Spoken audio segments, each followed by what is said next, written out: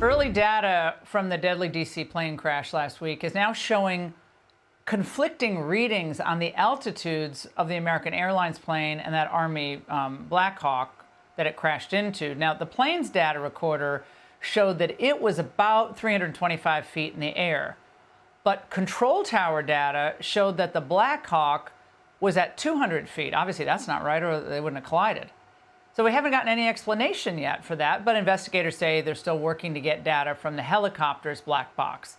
And today, crews started pulling pieces of Flight 5342 out of the Potomac River, including a piece of the fuselage and a jet engine. Transportation Secretary Sean Duffy was on that barge about 90 minutes ago. He joins me now. Mr. Secretary, thank you for joining us. That altitude discrepancy is bizarre.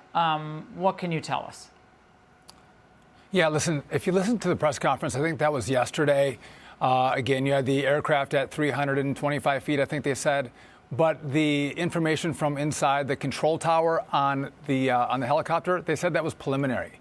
So I think we should wait and see when they do the whole analysis, what was the scope inside of the tower reading to the air traffic controller in regard to not just the aircraft, but also the helicopter. I think that was confusing for everybody. But I think more data, more information is going to come out that will clarify the perceived discrepancy. Now, have you heard any audio yet from the cockpit voice recorder? I have, in regard to the conversation with the American Airlines flight and also with regard to the helicopter.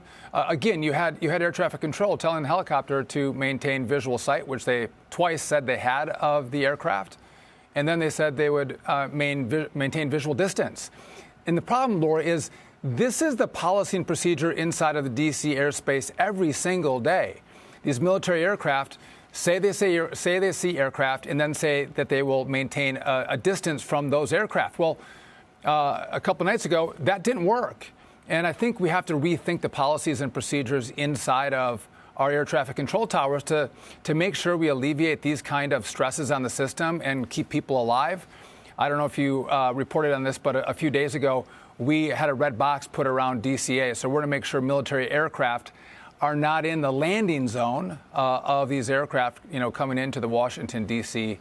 airspace. Yeah, it's shocking that ever took place. But now the New York Times is reporting that more than 90% of our air traffic control facilities are short-staffed. 73 of those facilities, apparently staffing so low, at least a quarter of the workforce is missing. That's a lot of staff missing. What can you do to close that gap? Well, so first off, some people might hear those stats and go, the airspace isn't safe, and should I fly? Well, listen, if the airspace wasn't safe, the FAA would shut it down. So no, the airspace is safe. Air travel is the safest form of travel in the country. So you can travel and feel good about it on American airplanes. But the staffing is too short, and we lost a lot of air traffic controllers when schools were shut down during COVID.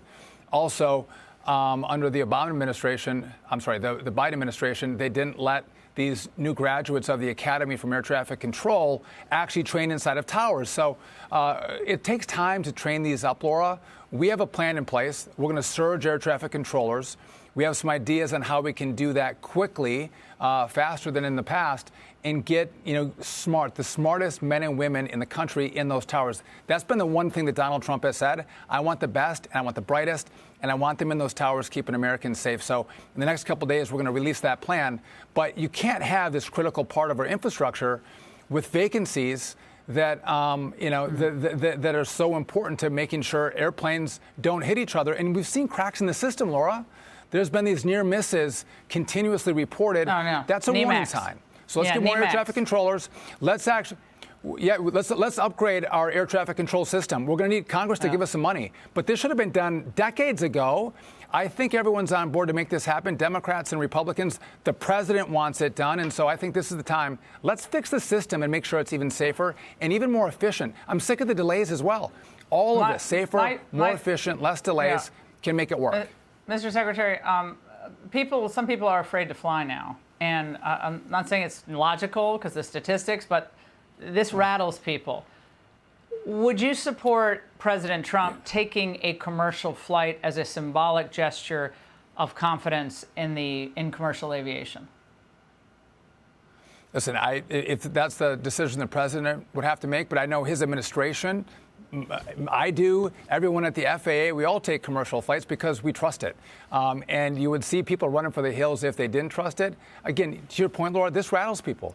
And again, when these crashes happen, they make big news. But again, air travel, way safer than traveling in a car or a train. This is the safest mode of transportation.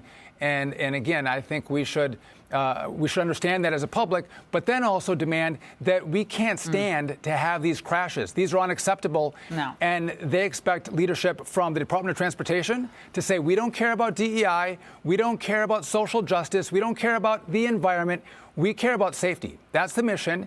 And Donald Trump has said, make sure safety is paramount and drive that through this department, which is what we've been doing. So again, I feel really good about where we're at and where we're going and the plans we have in place to make sure we even make the system safer and more efficient than it is today. Okay, Mr. Secretary, thank you very much. It's great to see you.